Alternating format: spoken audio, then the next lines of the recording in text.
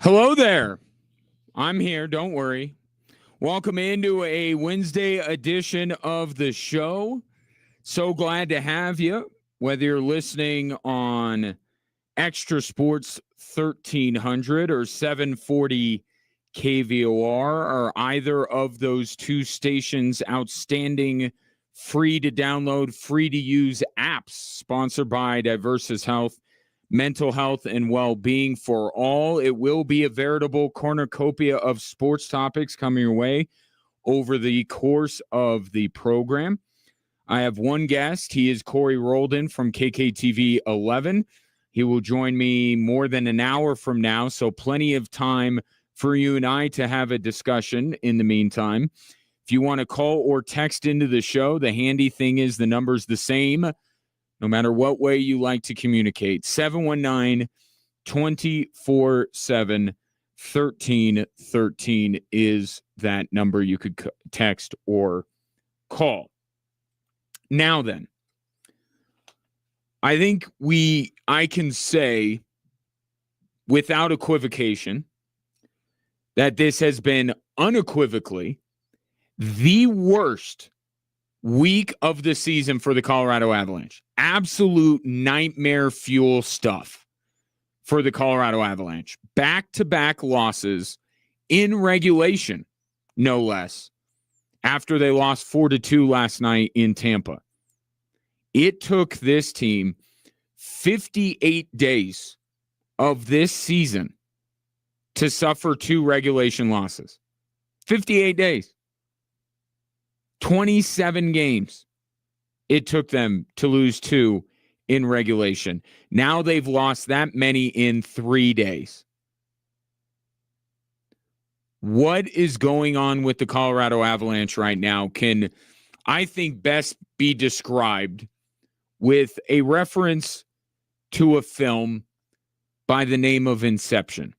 Perhaps you've seen this.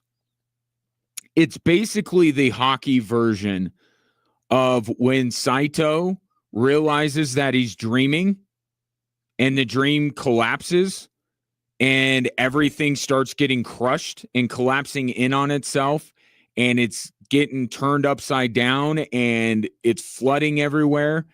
It's a disaster. And Joseph Gordon-Levitt is running around trying to wake everybody up for fear that they'll be stuck in that collapsed dream. That's what's going on right now with the Colorado Avalanche. Okay, maybe it's not quite that bad. But it's the closest thing they've had to adversity in 2 months. And if you're an Avs fan, you may not know how to deal with it. And you may be looking at these last 2 games as exactly that scene from the movie Inception. Because you've lived a charmed life. You've known nothing but success. You've been watching a team that has been off to a historic start that cannot be beaten seemingly within an hour, within 60 minutes of a game clock. The only way that the Avs have been beaten really is if they lose in overtime or the shootout, which really isn't even real hockey. So I would forgive you if maybe over the last 3 days, and especially last night, you felt like the Avalanche are collapsing. Because what it's been is so opposite end of the spectrum that it's very difficult to deal with the setbacks that they have had over the last few days. No Gabriel Landeskog, no Devon Taves, no Mackenzie Blackwood, but head coach Jared Bednar says none of that should matter. You still have to prepare yourself the same way and go out and carry out your business the same way for the guys that are in the lineup. And, you know, I thought, again, we played hard, we competed hard. Yeah, we made a couple mistakes, but we also did a bunch of good things as well. And you come up a little bit short, and you got to regroup and get ready to do the same thing again. And our team's been doing that. And that's all.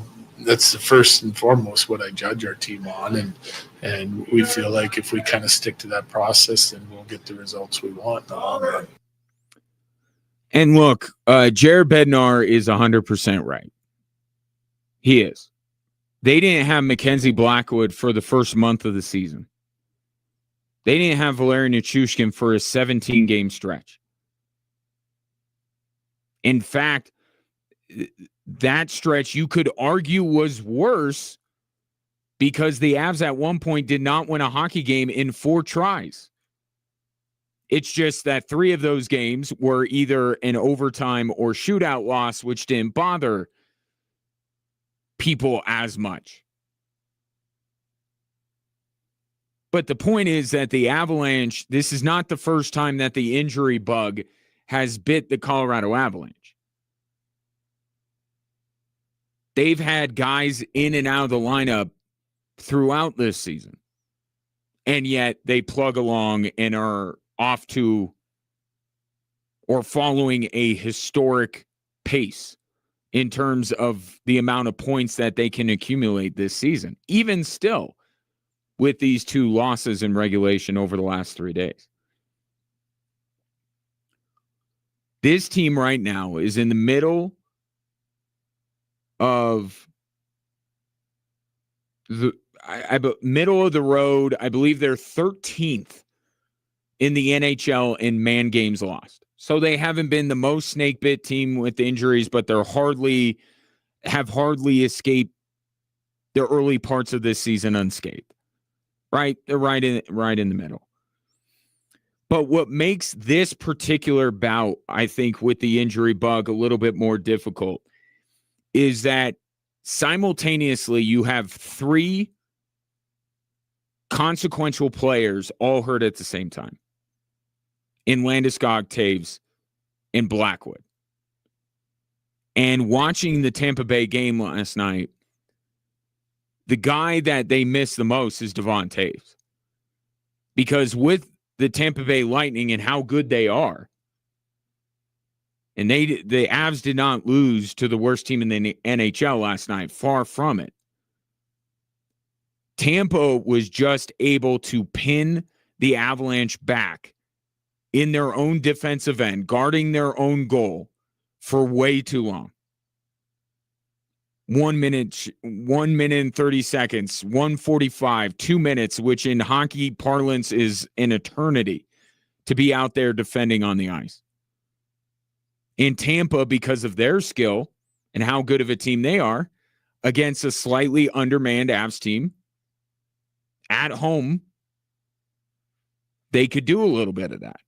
But the guy that is you look to in those situations when a shift is going on for too long and you need a stop, you need the puck to get out of your own end, they usually call upon Devon Taves. So I think you watch last night, the guy that they're missing, and it's not to say that they're not missing Gabriel Landeskog, but to me, the guy they were missing the most last night is Devon Taves. That losing him stung a little bit. And I mentioned how good Tampa is. That's also part of this here. They're playing a really good hockey team on the road. Their 3rd game in 4 nights. There are logical, acceptable reasons why the Colorado Avalanche suffered their 2nd loss in as many games in regulation. Things that even when it's not 3 games in 4 nights make sense. Tampa's a really good team. Avs are in the middle of a road trip, playing a really good hockey team. This happens. But look, there's a space that exists. And there's a space that exists between being an unstoppable juggernaut and the greatest team to ever lace up skates and the best team in the NHL right now. Like, there's space there. There's wiggle room. Okay, maybe it's been perceived that the Avalanche are more towards the unbeatable juggernaut best team to ever lace them up. And now they might be starting to occupy a little bit more of the space near not unstoppable juggernaut, best team to ever lace them up. but still comfortably the best team in this league today, which I think that they still are. And we're seeing this in the NBA right now too. There are parallels with the way that people were talking about Oklahoma City. Just like 3 weeks ago, 96 Bulls, 2016 Warriors, 2026 Oklahoma City Thunder, ? Like, people were openly wondering if the Thunder were going to set the NBA record for wins in a season. And since then, they are 6-6 in their last 12 games. Doesn't mean that Oklahoma City is fraudulent, that Oklahoma City is falling apart. No. Oklahoma City, for my money, still the best team in this league. Same thing with the Avalanche. Maybe what this does is make you understand how difficult it is to attain sports immortality as a team and how much good luck in terms of health comes into play. But I say that, and the Avs have lost 2 games, right? 2 games recently. And they're still on pace to surpass the Boston Bruins team back in, 2023. They're still on pace to have more points this year than that Boston team. So they're not even to the point that the Thunder are, and where people are going, okay, enough with that historical talk. Some of that historical talk can still be there with the Colorado Avalanche. But look, the most important thing here is, do these 2 losses mean that the Avs aren't the best team in the NHL? No. They're still 11 points up on Dallas, who, if you haven't noticed, has fallen off their not quite Avs-like form, but they were playing extremely well. Also, they've started to fall off a little bit because it's a long season. It's 82 games, the holidays, injuries, all this kind of stuff happens. We saw it with Winnipeg last year. Off to a blistering start. And they fell off of that pace, and yet, where did they end up? Still top of the division. Avs can do the same thing, and you could still, even with these 2 losses, consider the Avs the best team in the league, and maybe by a decent margin. What I will say is that what is far more problematic, and I brought it up yesterday, the power play. You want something to worry about? You want something to hand wring over? The power play. That's what you could do. If you want to sound the alarm on this team in any way, sound it about that. They can't figure this thing out. And now, and John Michael Lyles pointed this out on Altitude last night. I've mentioned in the past why teams like Carolina and Utah give the Avalanche problems, especially when the Avs are on the power play. What those 2 teams do is look to take away time and space by getting right up on the Avs skaters. Right? Why don't all teams do that? Fear. We're skating without, we're down a skater, and we're going to press these guys with their skill level. They're going to skate around us, and we're going to leave our goalie out to dry because there's going to be a guy wide open in a perfect shooting area because we're over pursuing or we're getting right up on these guys. Well, now that fear has been removed. Now all of these other teams that may back off and pack it in as a way to defend the Avalanche on the power play, now they're like, hey, they're not going to burn us. Now we're going to pressure them, which was the best way to defend the Avalanche to begin with. It's just that there were only a few teams brave enough to do it. Now everybody on the power, when they're on the penalty kill, they want to play that way. And it's just compounding the issue for the Avalanche. Because in addition to the problems they already had, now their time and space is being taken away.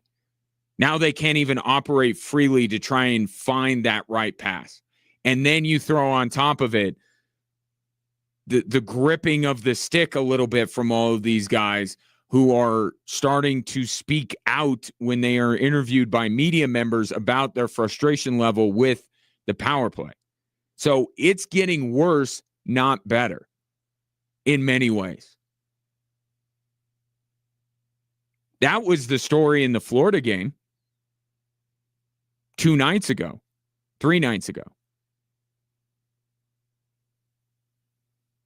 Tampa last night, I don't know that the power play was the reason the Avs lost that game. But the point is, you're going to forget about these 2 games in Florida by the time the Olympics roll around. You won't even remember that the Avs lost back-to-back games. But what's going to stick with you, because it's been here all along and I don't see an end in sight? The Avs' inability to capitalize on the power play. 26th in the league, despite having the second most power play opportunities. They're getting practice.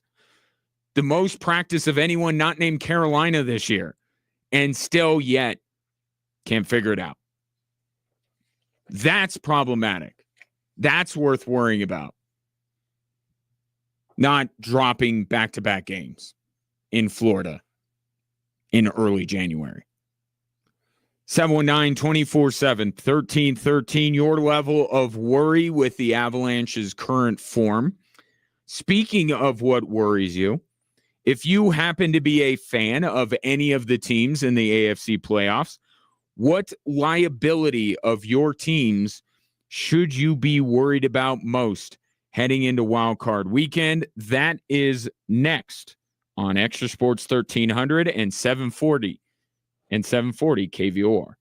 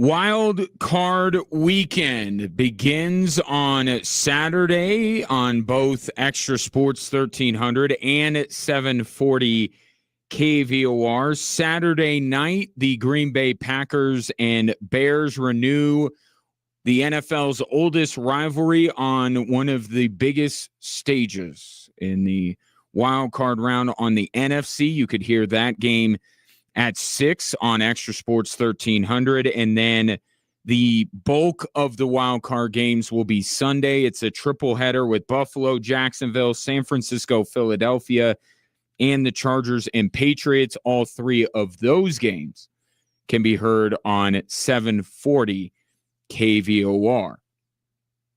And of course, these two fine radio stations are your home for the NFL and Westwood One's coverage of Super Bowl 60. Speaking of, as I grab my notebook that I meant to grab and I didn't grab it, heading into Wild Card Weekend, each of these teams in the AFC, and I'm going to include the Denver Broncos here because obviously I would. Each team has an asset that is their best and may be the difference between them winning and losing. And they all have one liability that above all others could cost them at any point during the playoffs. For the Denver Broncos, their biggest asset is Sean Payton. His ability to prepare this team to make the next biggest stage they play on not seem as big, to constantly strive forward, the way he coaches up and motivates this team, but also the game day operation of it all. Right? His play calling to be able to, despite the offense starting to slow down a little bit over the last 3 weeks, still find the plays necessary for the offense to put points on the board. Sean Payton is the Broncos' biggest asset when it comes to these AFC playoffs and the Super Bowl if they're fortunate enough to get there. Their biggest liability, to me, is Bo Nix. Is Bo Nix for 4 quarters capable of playing at the level that is required to get to a Super Bowl, to win the most difficult games of the season, the biggest games that Bo Nix has ever played in the NFL? Because he's getting a free ride past the round that he got beat last year in, right? When he takes the field again, it will be the biggest game of his, albeit young, NFL career. And the game after that, if they win, is going to be the biggest game.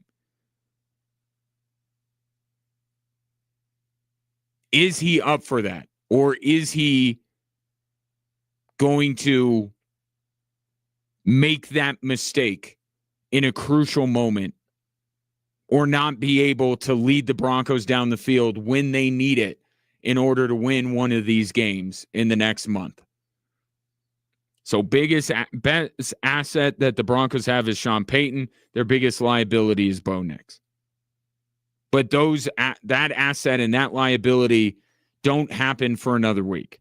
As far as the teams that are in the wild card round, let's start with the 2 seed and just go down. New England. To me, similarly to the Denver Broncos, I think their biggest asset is Mike Vrabel.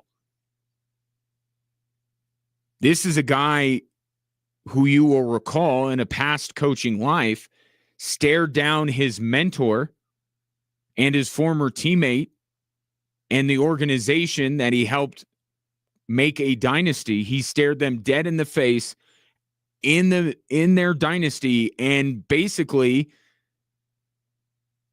dealt it a death blow. The last time Belichick and Brady were in the postseason, they lost to a Mike Vrabel coach team.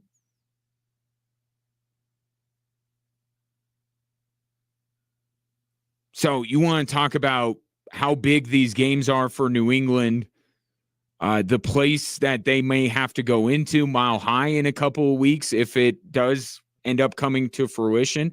It's a tough place to play.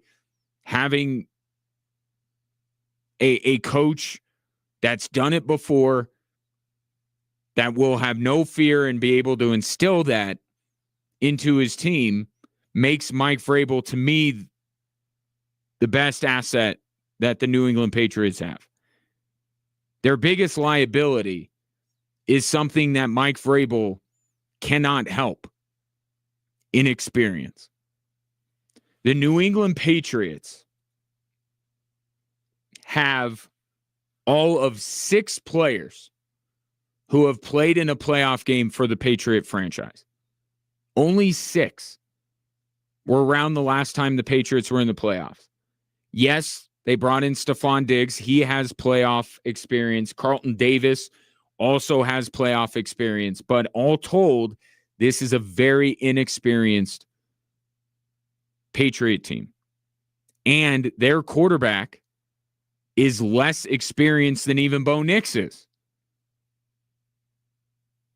He is the least experienced quarterback in terms of the playoffs in the AFC. Everybody else has had a taste of it except for Drake May. So to me, if the Patriots fall short, I think we'll most likely look at a team and their inexperience and say that was a big reason why. For Jacksonville, I think their biggest asset is something that I have said that the Broncos need to try and do in the playoffs: create turnovers. Jaguars don't have that problem. They are terrific at turning other teams over.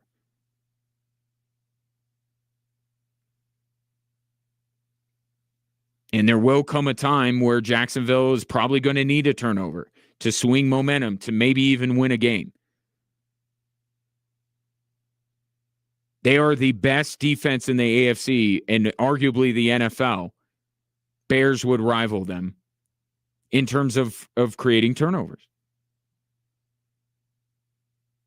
So that's their biggest asset.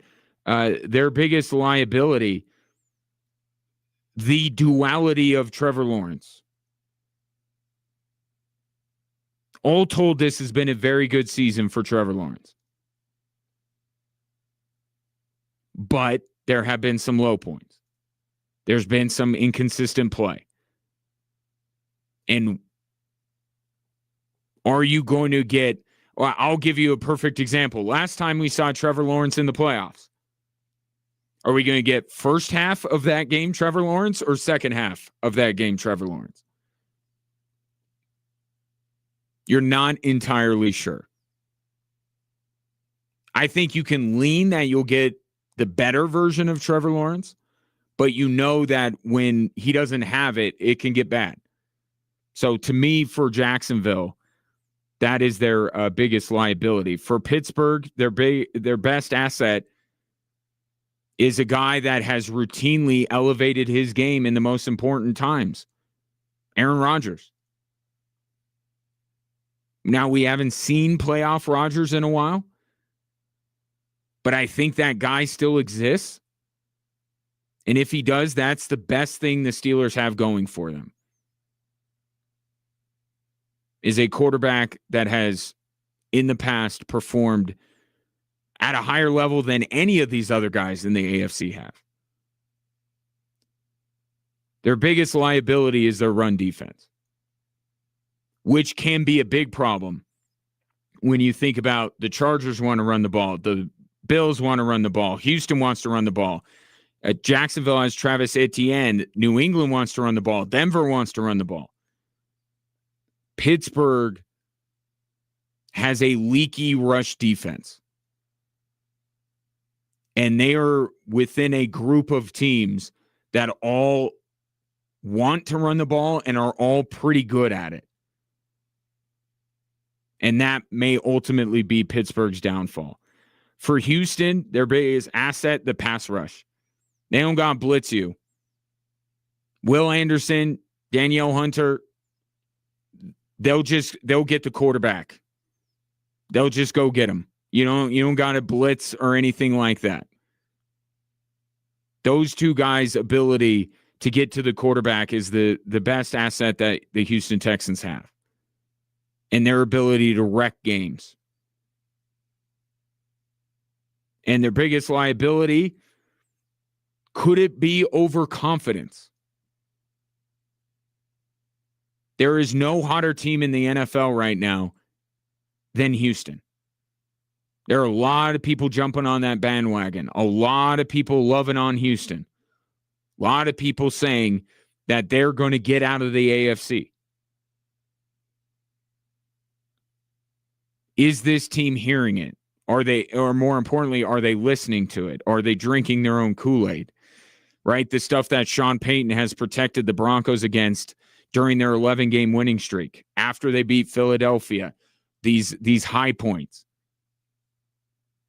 To shut it out, keep striving, keep trying to get better. They're going to be a trendy pick as the week goes on to not only win this weekend, but keep winning. Does that lead to a team that feels like they've already made it? That is their biggest liability. For Buffalo, this one's easy. Best asset, Josh Allen. Best quarterback in the playoffs, regardless of conference. The guy that, as long as he doesn't go up against Kansas City, is a big-time playoff performer. And if you recall, Josh Allen isn't even the reason why Buffalo loses to Kansas City. Josh Allen is the reason why I think Buffalo might end up coming out of the AFC. Why Buffalo is the team that no one wants to play. It's because of Josh Allen. And their biggest liability,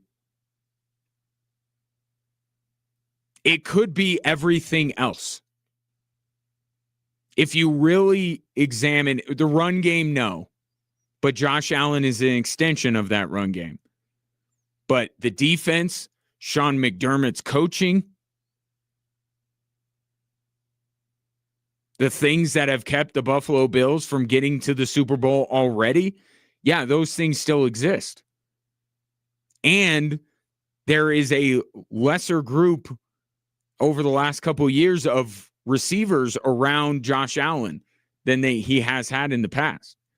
So I look at it and I say, if you count Josh Allen as a part of the run game, which is a huge asset for the Bills, everything else might be their biggest liability, and why you're not buying in, and why they're the 6th seed in a year where Kansas City is down, Cincinnati's down, Baltimore's down, yet the Buffalo Bills didn't win their division, and they're the 6th seed. And finally, the Chargers. I think that the Chargers' best asset, just a skosh over Jim Harbaugh, is their defense. With Derwin James and Khalil Mack in that group, their defense is outstanding. And it's why Jesse Minter is probably going to get a head coaching gig this cycle. That's why the Chargers, I know you may shudder to think about the Chargers going across the country, right, to New England, or going into a hostile environment in Denver potentially next round. One thing that travels, a defense. And the Chargers have an elite one. Their biggest liability is the inability of the Chargers offensive line to keep Justin Herbert upright and healthy. They've lost Rashawn Slater. They lost Joe Alt. They've lost other starters on the offensive line. And because of that, Justin Herbert has been pummeled throughout the course of the season. Nothing changes. Rashawn Slater and Joe Alt aren't walking through that door. And especially when you look at a path that could entail going up against the Broncos pass rush, going up against the Texans pass rush, going up against TJ Watt.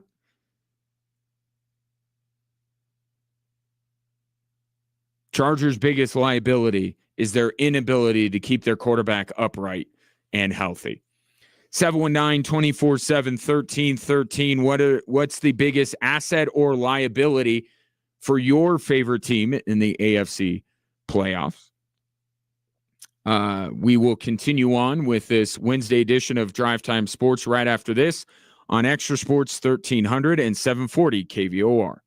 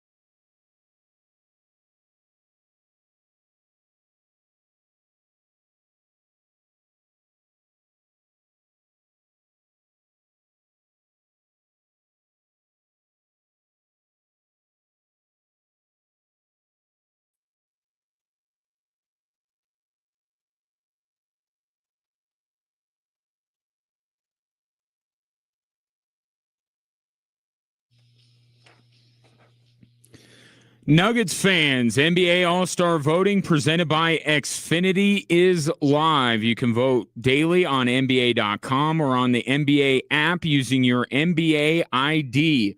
Vote today and every day to help send your favorite Nuggets players to All-Star 2026 in Los Angeles. And today is a triple the points day.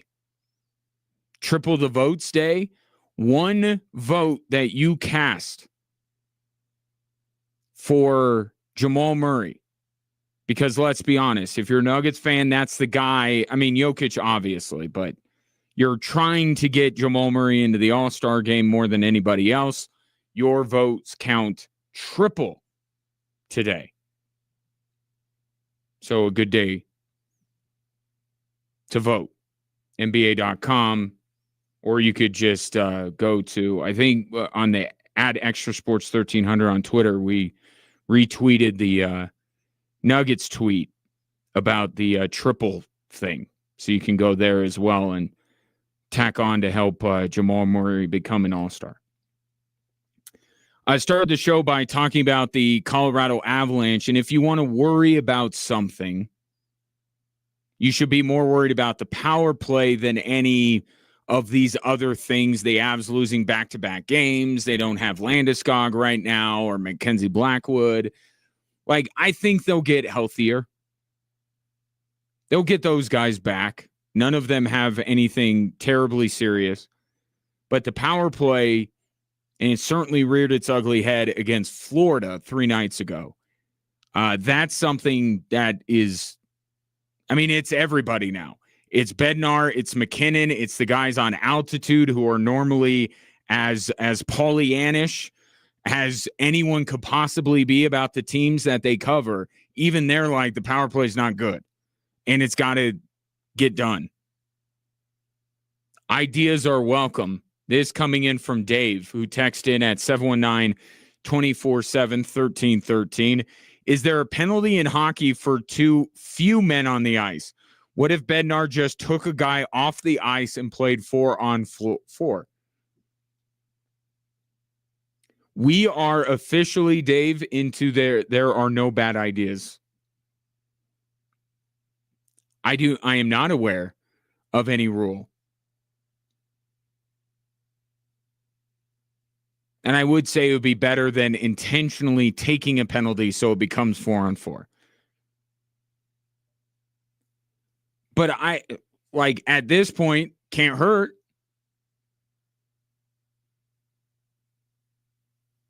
Maybe the Avs pull the goalie and make it a 6-on-4.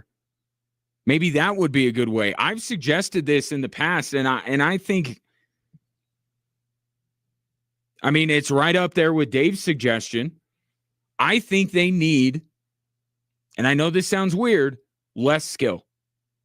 They need less skill on the power play. They need more of these blue-collar, grinded-out type players.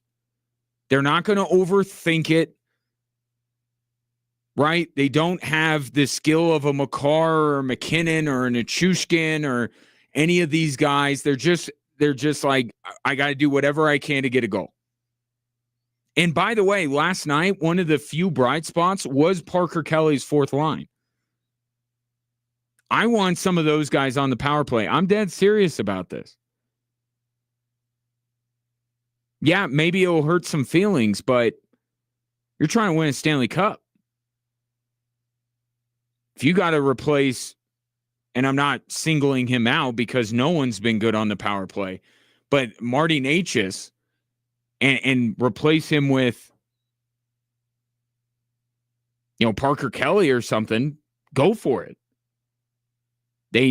I think they need guys that won't overthink it, that will just grind it out and will get to those dirty areas, which is so key, that net front to score goals, 5-on-5 or 5-on-4.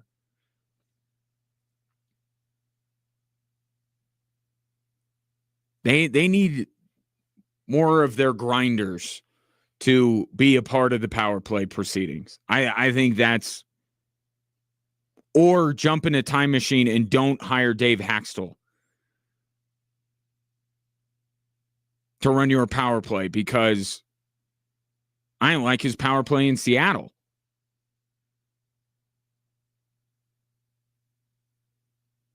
And those methodologies that he's brought to the Avs is not working. You know, they fired a coach because of all this.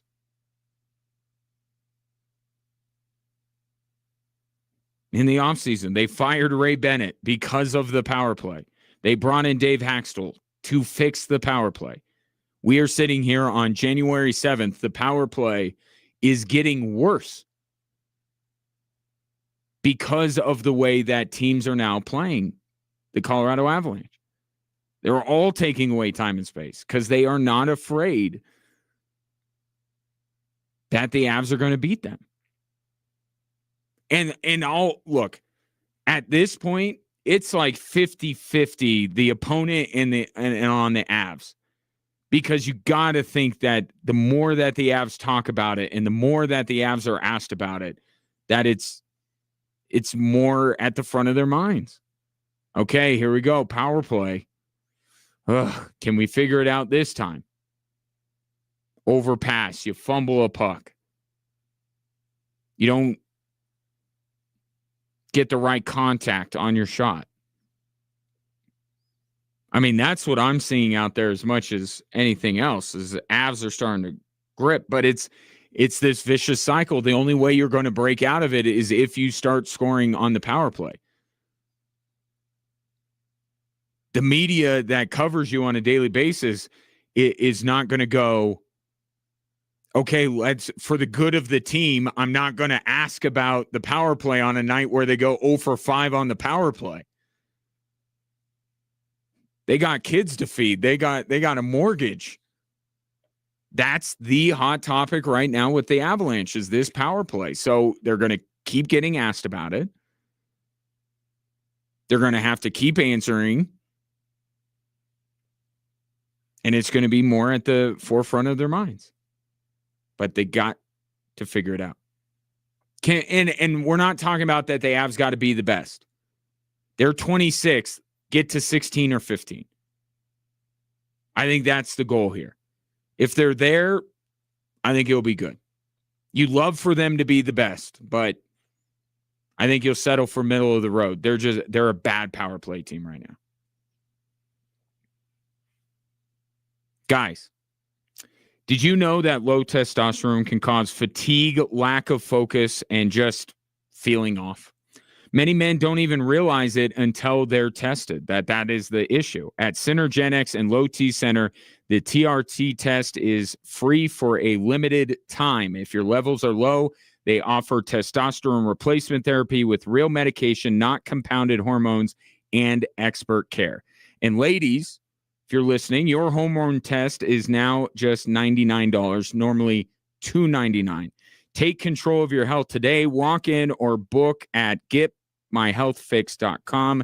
Synergenics and Low T Center, where real results happen. More Drive Time Sports coming up. And coming up next, a timeline on Joker's return for the Denver Nuggets.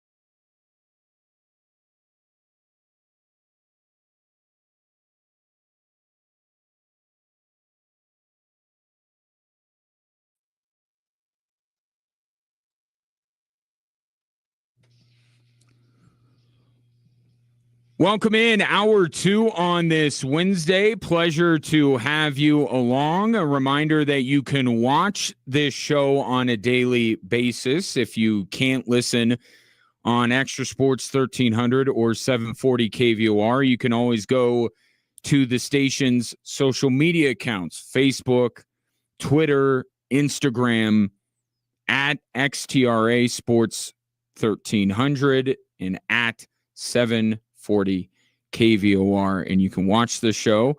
And if you don't mind, do me a favor. I will thank you and my kids will thank you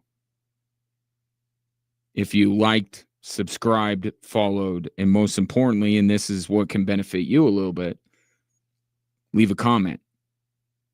And I can get to them as we proceed throughout this radio program.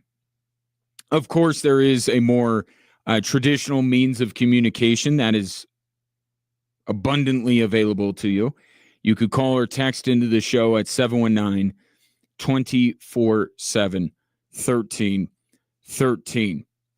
Shams Charania dropped a little nugget, not to, no pun intended there, that Nikola Jokic has been working out constantly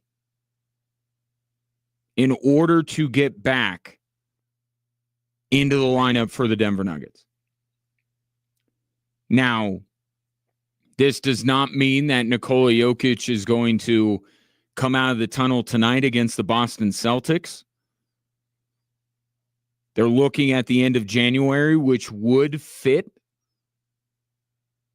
with the initial timeline of Jokic being reevaluated in 4 weeks with the what was being called a hyperextension of his knee, later characterized as a bone bruise. So it would fit the timeline. And Shams Charania has said in his reporting, the Nuggets are not going to rush him back, which is the right move, but it's also going to be difficult. It's easy to say that today, right? You've already said it in your mind. He's going to be out for 4 weeks. We don't have him for the next 4 weeks. We're coming up on the beginning of week 2 of that. You have it in your mind already as an organization. He's not coming back before that. We'll do everything we can to make sure he's ready at that time, but we're not going to bring him back before that. That's easy to do. But we got a little respite the other night in Philadelphia from what the true reality is right now for the Denver Nuggets, that in a loaded Western Conference, they are extremely susceptible to fall from a top 3 or 4 seed and be kind of flirting with the play-in. That's how congested everything is in the West and how missing the best player on planet Earth can impact you. So what happened the other night in Philadelphia was fantastic. The 9 of Hearts, shouts to Ken, who contributed that. That's my favorite one. Even more than mine. That's how good it was. Takes a lot. Takes a really good suggestion to move me off of my where I'm at. But that was fun, and maybe something like that will pop up. Certainly before the Cleveland game, Jamal Murray went berserker, right? And you're going to get those kind of games along the way.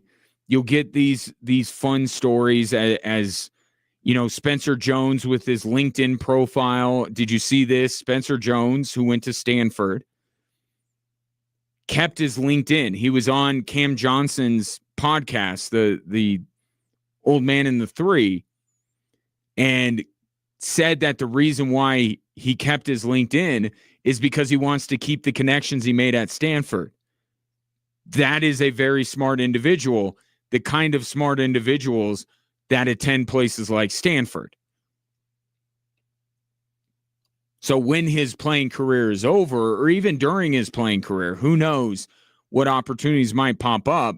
You've created a network at one of the most prestigious institutions in America.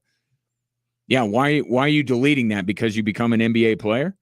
That's smart. Good on Spencer Jones. So we'll get more posts from Spencer Jones on LinkedIn. Jamal Murray's going to have some crazy games. And by the way, today, if you vote for Jamal Murray, or no matter who you vote for, it's worth triple the vote for the All-Star game. Jamal Murray at the last return, I believe, was 15th. It will probably, despite maybe your best efforts, it will come down to the coaches and the players on whether Jamal Murray makes the All-Star team. Probably not going to be a starter.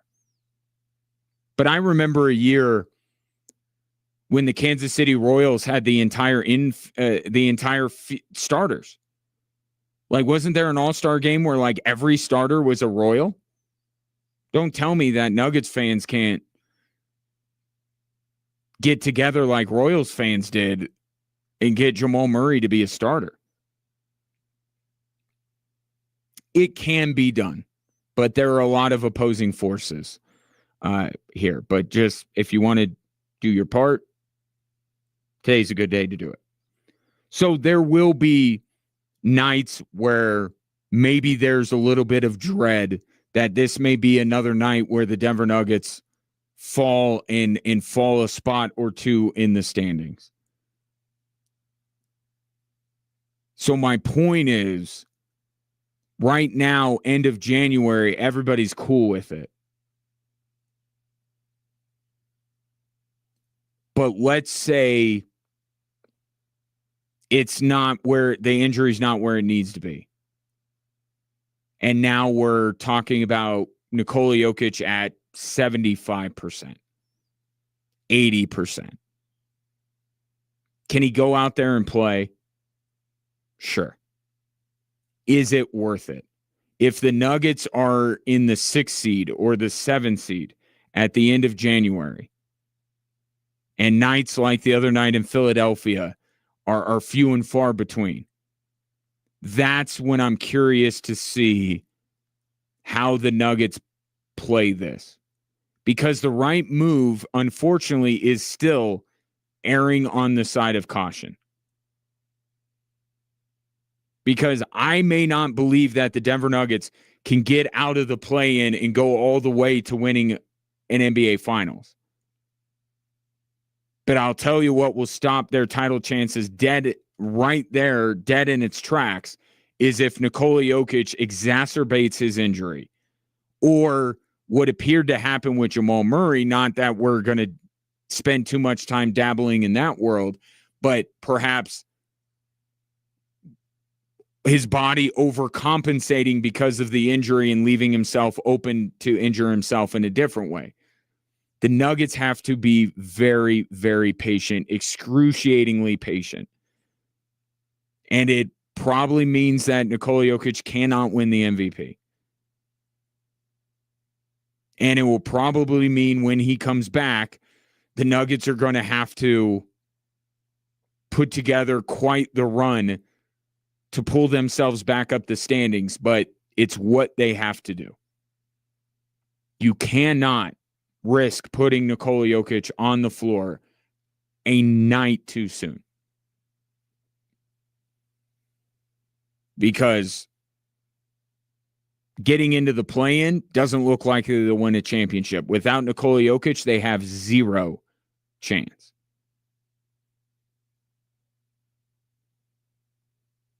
Now, what helps a little bit, and we'll see here because it's a very small sample size. Nikola Jokic just got hurt a week ago.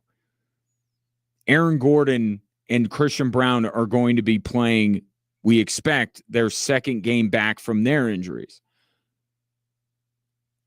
The Brooklyn game Christian Brown was really bad in that game. Aaron Gordon was pretty good coming off the bench. If they can get those guys reintegrated in the lineup and they play at the level that they're capable of, even without Nikola Jokic, you look at the schedule that the Nuggets have. It's not that daunting.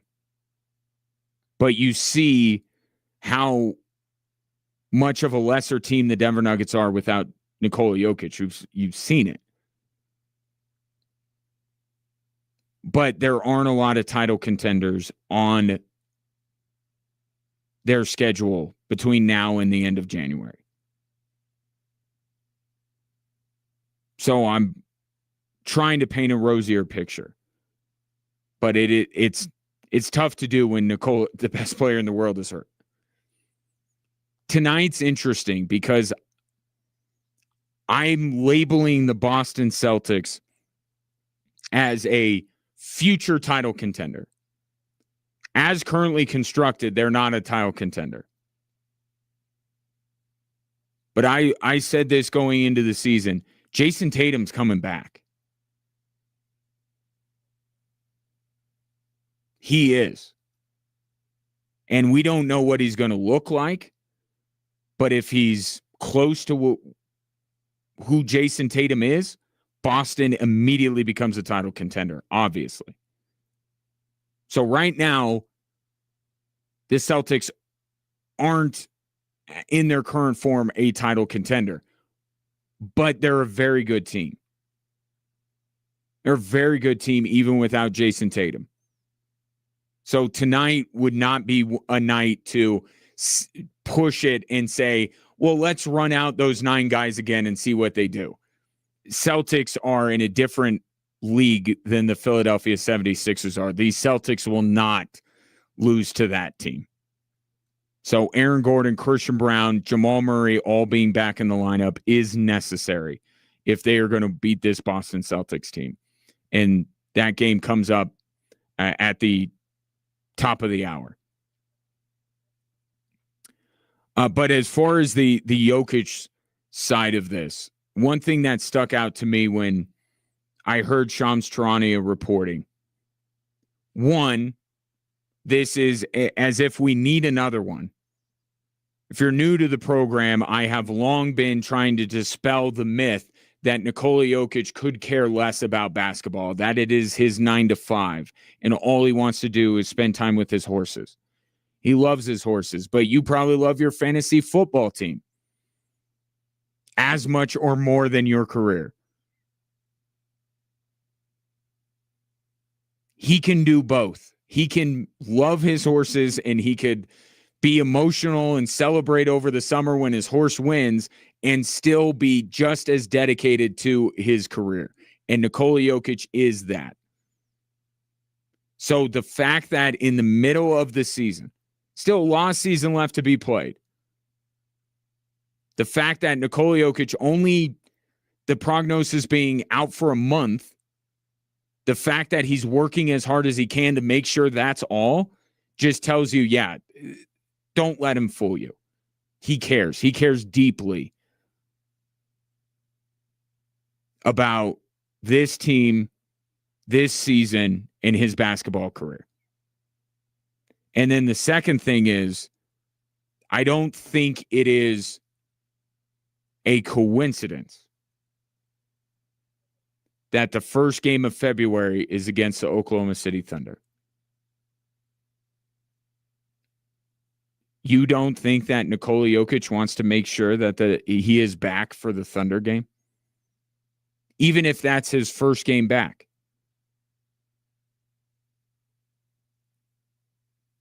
He knows what that team means to this season and to this Denver Nuggets team. I don't think it's number one on the list of motivations for the guy, but it's not nothing.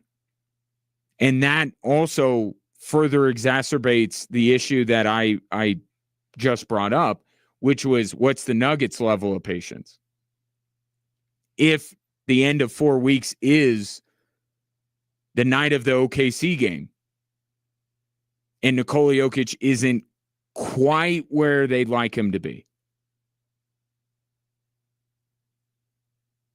the restraint the organization will have to show to say, even though this is our first chance to take a shot at the champions, the team that ended our season, there's going to be another fight. They play all their OKC games February and beyond. It's going to be difficult to do, but they have to show restraint, even if that OKC game rolls around or when that OKC game rolls around. Nuggets and Celtics tonight, just after 5 o'clock, Altitude Television, the place to check that one out. 719-247-1313. Take your thoughts on this Wednesday.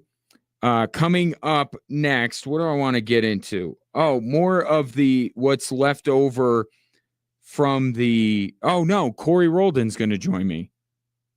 I'm getting all mixed up here. Corey Roldan's going to be my guest. Excited for that. KKTV, sports anchor, my guest right after this.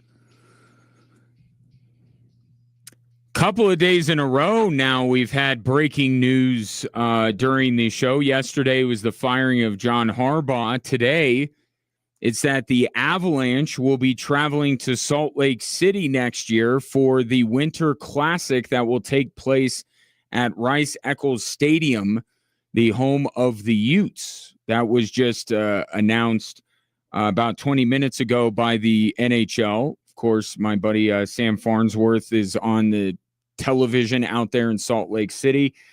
So a natural, obvious fit, right, to bring the Avs to Utah for that game. So that'll be in 2027. My question to my guest, who is Corey Roldan of KKTV 11, hockey stick in hand, is my car or yours, Corey, a year from now? You know what? You can take mine. Mine's new. Dude, that stadium is going to be beautiful with the mountains in the background. We'll see if it's cold. Somebody's like, oh, at least it's going to be cold. It's been 60 degrees here in Colorado and Utah the last 2 months. It's been abnormally cold, but dude, awesome, man. I love the stadium series. Outdoor hockey. You're going to have the mountains in the background. What more can, I mean, you got to love it. Well, I do love it that it's going to be at a venue like that. I was not a fan of the Avs playing at Lake Tahoe. That was a disaster. Yeah. What happened here, for reasons that had nothing to do with weather, not great. And I didn't think that the aesthetic for the Florida game the other day was great. Beach. So it's a good thing. It's a good idea. I like it. Let's just put it in the places that it's supposed to be, like Salt Lake City. Yeah, like Lambeau Field, Right. like Toronto, like Montreal. Let's put it in places that, one, it's cold because hockey is a cold sport. Yeah, virtually cold. Yeah. And one, it's just, cool spots. Yeah. Like Wrigley Field. Yeah, that would be a good spot. Coors Field. I think that one went just fine. I think that went just fine a few years ago when the Avs played there. So with that, let's move to the main topic of conversation this week, which is the Denver Broncos clinching the number 1 seed. I did a segment last hour in which I identified the biggest liability and asset that each AFC playoff team has. When it comes to the Denver Broncos, would you mind giving one of each, Corey Roldan? What their best their best asset, the best thing they have going for them going into the playoffs. It's 100% the pass rush. They're 4 away from breaking the record. They had 68 sacks during the season, franchise record. They were actually mad in the locker room speaking with them that they didn't get the record, but that's their best asset. I mean, you win Super Bowls off the pass rush alone. 2017 Eagles won a Super Bowl because of their pass rush. Also, you remember the Giants team 2007, they beat the Patriots. Why? Because of their pass rush. So you can lean on your pass rush to really help you. It's and the thing I'm concerned about is the inconsistencies offensively. And if this Broncos team, you made a really good point yesterday, can they methodically move the ball down the field when defenses are playing cover 4, cover 2, not letting Bo Nix throw over the top of you? Mm-hmm. And can you do that consistently? That's my concern with this team. For whatever reason, who would you like to be covering at Mile High next week going against the Denver Broncos? The Pittsburgh Steelers and the Steelers by a mile, okay? And it's not because of, say, the Steelers aren't talented. They are.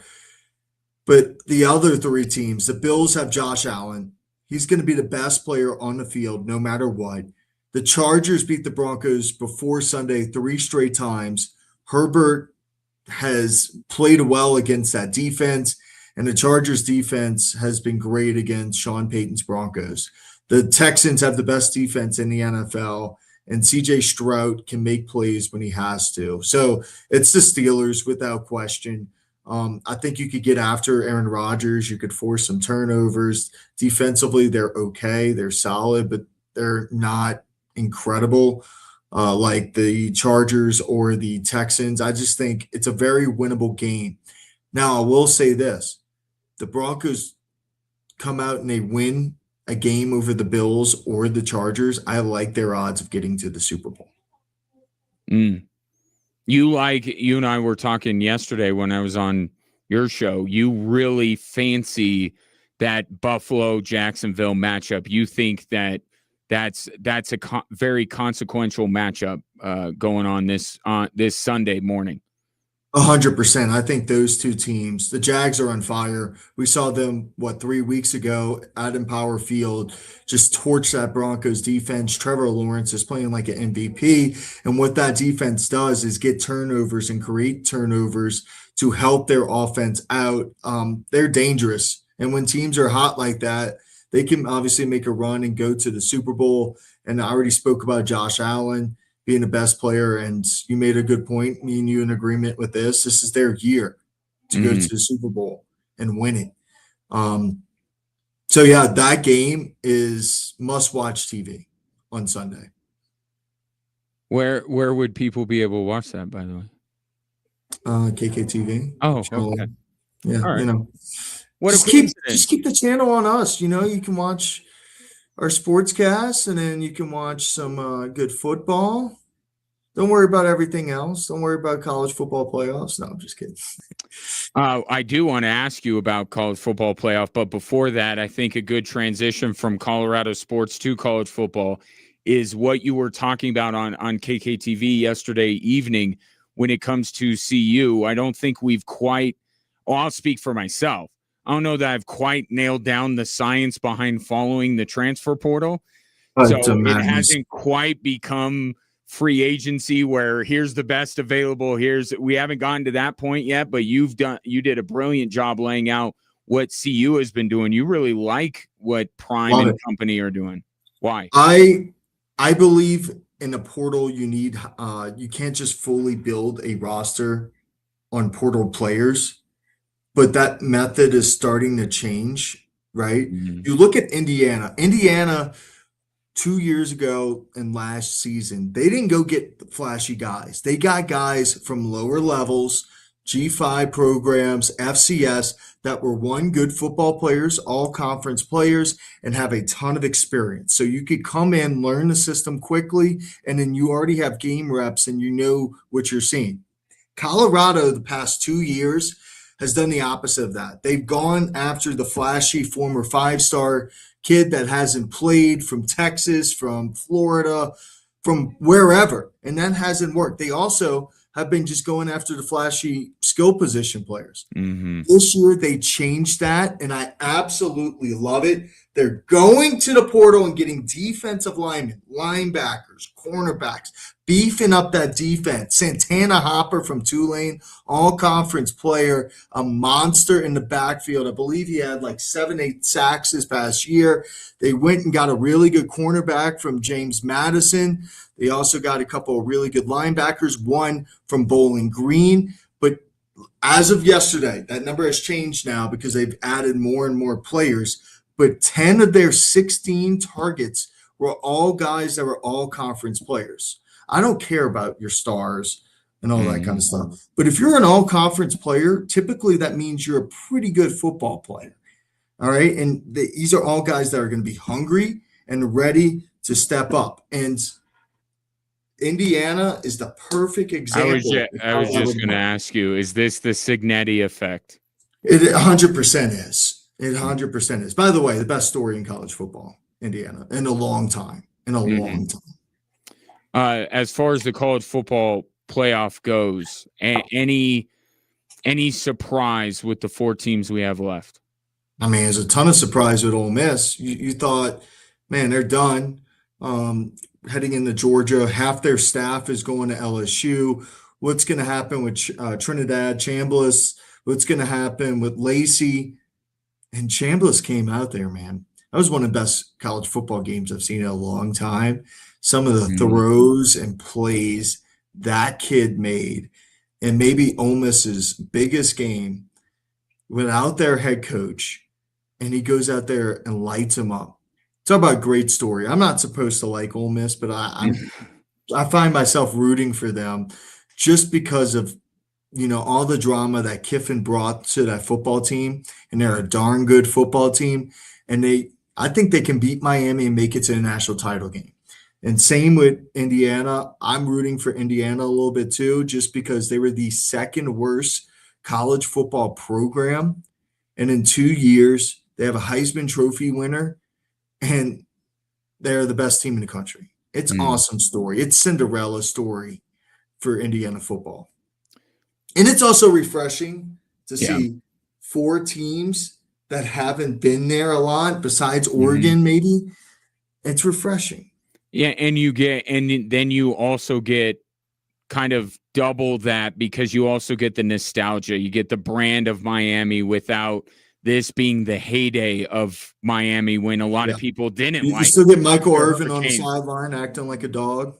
Yeah, he's have you saw that? He's out of his mind. I don't know the what. Belt? Like I'm not going to theorize what's going on with him, but he's wild.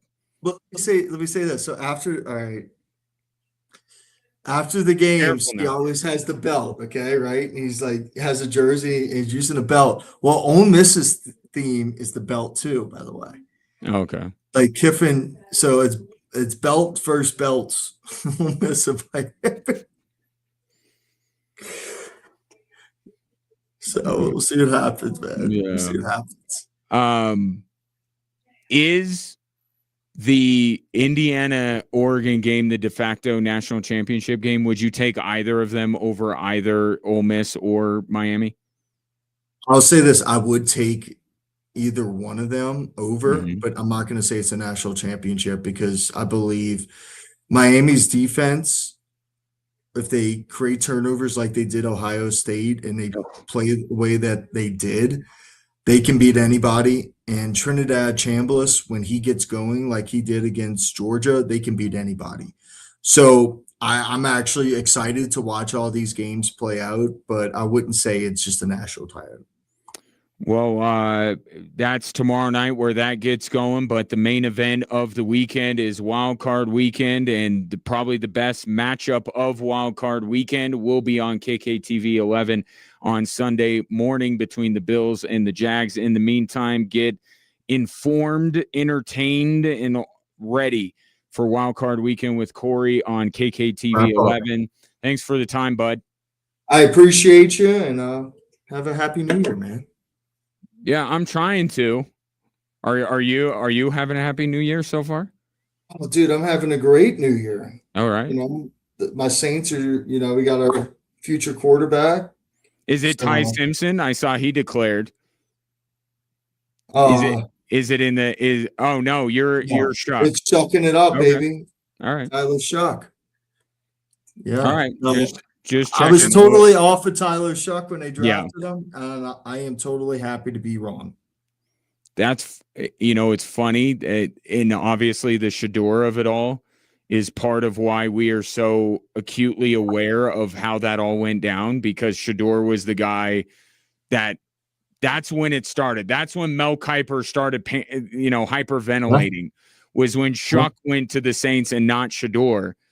And then I think Shador has shown enough. I don't think he's going to be the quarterback in Cleveland, but that's another topic. But the fact that Shuck, he's balled out, dude, as well as he did down the stretch of the season, 5-4 with the football team that was 1-7 when he started, 5-4, and he should have won 2 more games if the Saints didn't have mailmen out there. Just absolutely torching defenses. There's a saying in New Orleans right now: 6 is just an upside down 9. 6 is just an upside down 9. That's better than 6-7. We'll leave it there. Corey Roldan, appreciate you, bud. Talk soon.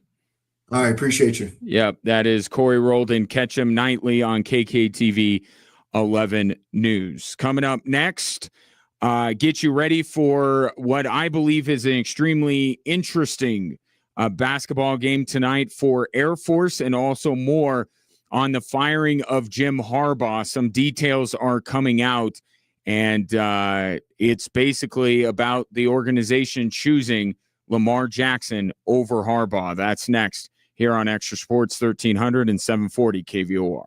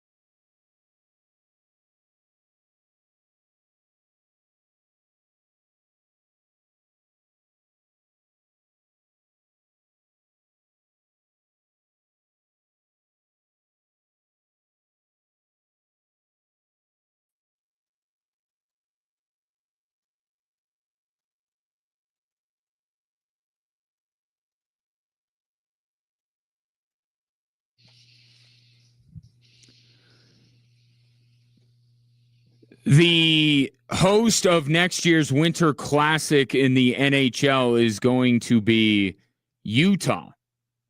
And the opponent announced today is the Colorado Avalanche. So apparently we are getting a posse together, and we are going to head to Salt Lake City. And if Sam Farnsworth is watching, we're staying at his house. I'm in, Corey Roldan's in, SoCal Dave is in. Let's go. Road trip to Salt Lake. I'm a big fan of Salt Lake City. Big fan. I was just there a few weeks ago for Air Force basketball. Really like Salt Lake City. So you don't have to ask me twice to have a reason to go there. So next year, 2027, Winter Classic in Salt Lake City, Avs and Utah Hockey Club. Forever Utah Hockey Club to me. Also want to amend something I said. It's all these brothers, Markeith and Marcus Morris, all of these guys that have similar names and the same last name. John Harbaugh is the recently fired head coach of an NFL team, not Jim. Sorry, Dave, didn't mean to frighten you. Although from context, why would the Chargers firing Jim Harbaugh be about Lamar? Unless they're thinking about Justin Herbert for Lamar Jackson. Who says no?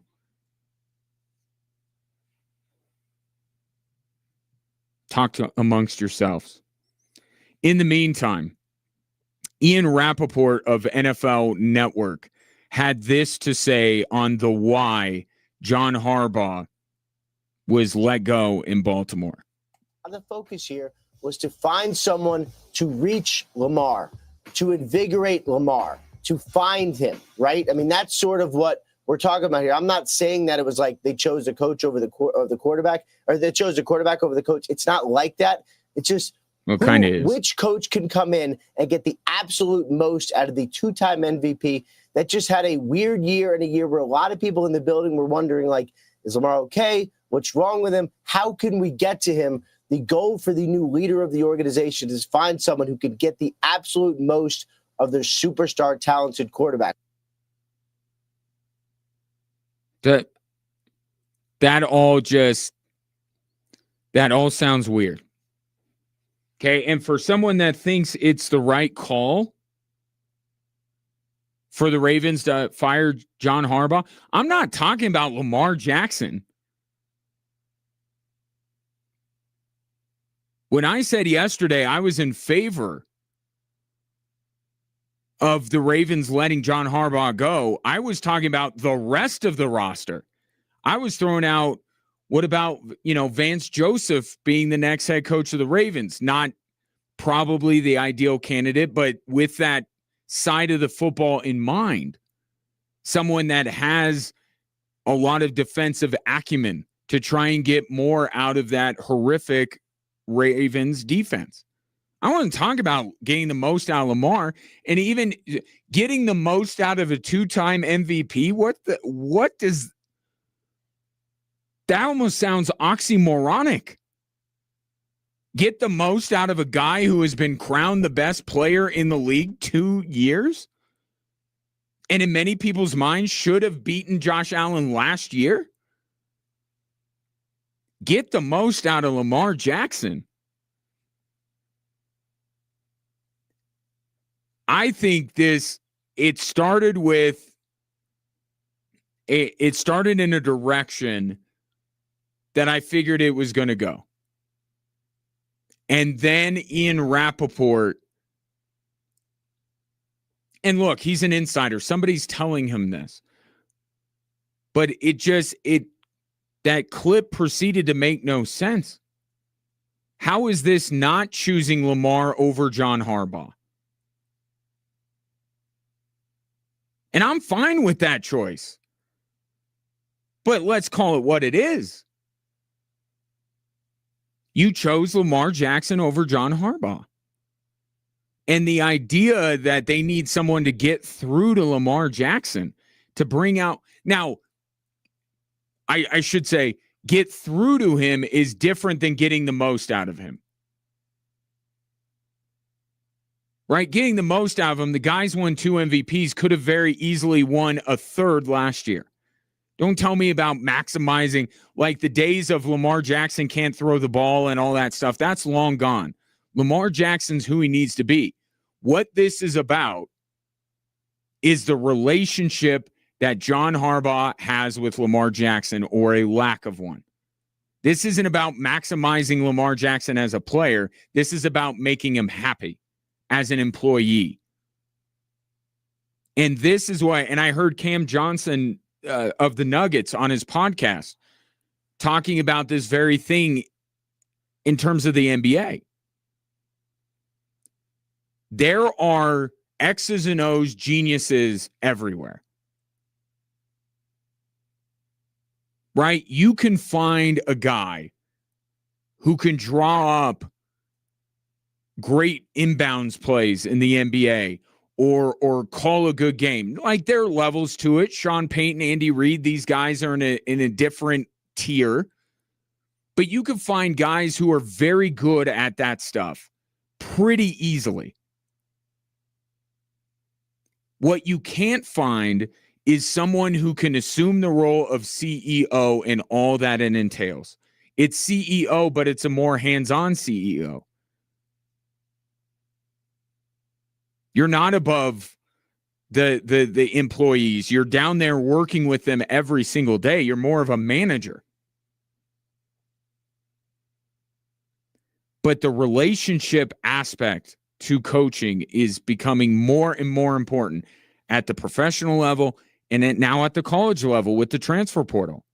These guys can leave. These guys can demand things.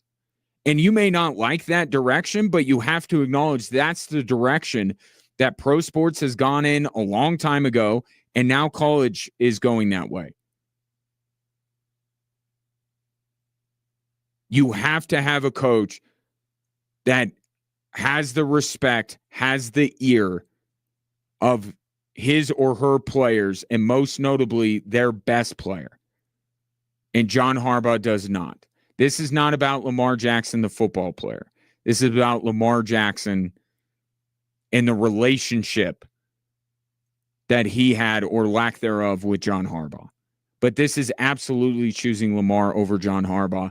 The only reason that I could see it not being that is if the Ravens are seriously considering also moving Lamar Jackson. That's the only way this could not be Lamar over John Harbaugh, is if Lamar's gone too. And I legitimately do think that the Baltimore Ravens are contemplating that. And so why does an insider like Ian Rappaport say that? To build in room, because clearly the information he's getting is probably from the Ravens. It's giving them wiggle room to say we're not choosing one over the other, although he did go on to say getting the most out of Lamar Jackson's ear. But it's leaving them the smallest bit of wiggle room if they decide, you know what, let's just cut ties with him too. We'll quietly, Nico Harrison style, probably not the name Ravens fans want to hear, like just go approach teams and say, what would you give us from Lamar? I think they're going to shop him. But with the intention of we're probably bringing him back. But we'll just see. We'll see what's out there. And if we get blown away by an offer, we'll deal with that when the time comes. But this was the Ravens choosing Lamar over John Harbaugh. There's no way to spin that. And again, right decision. John Harbaugh's, as accomplished as he is, and look, he's now immediately the top candidate in this coaching cycle, and he deserves to be. But there are more John Harbaughs out there than there are Lamar Jacksons out there. So if the relationship between those two is fractured and you have to choose a side, which it seems like the Ravens had to, you choose the side, you choose the guy that is in more scarce supply, and that's a quarterback with the talent of Lamar Jackson.